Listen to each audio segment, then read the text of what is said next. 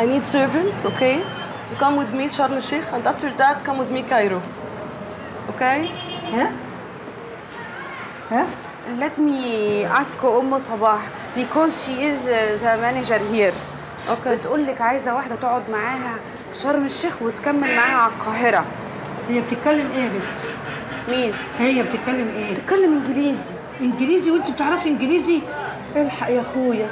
طيب شوفي بقى، سيبيني يومين ها، وكلميني بعدها اكون انا شفت بنت لهلوبه.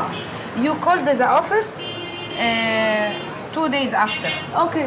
I will gonna call the office after 2 days. Goodbye. ايه يا زينب، انت بتتكلمي انجليزي يا بنت؟ طب عرفتيه ازاي وامتى وليه؟ بتكلم يعني هبقى احكي لك قصه كده. هستأذنك انا بقى 5 دقايق اروح اصلي العصر وارجع لك. طيب يا اختي روحي يا حبيبتي. انا كنت لقيت دي على الارض امبارح وانا بوضب المكتب. 100 جنيه عن اذنكم.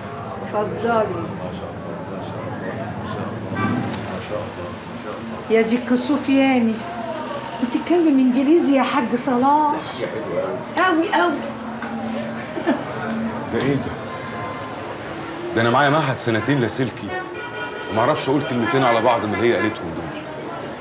لا والله البت دي ممتازه قوي قوي قوي، وهديه من عندك يا رب، احمدك واشكر فضلك.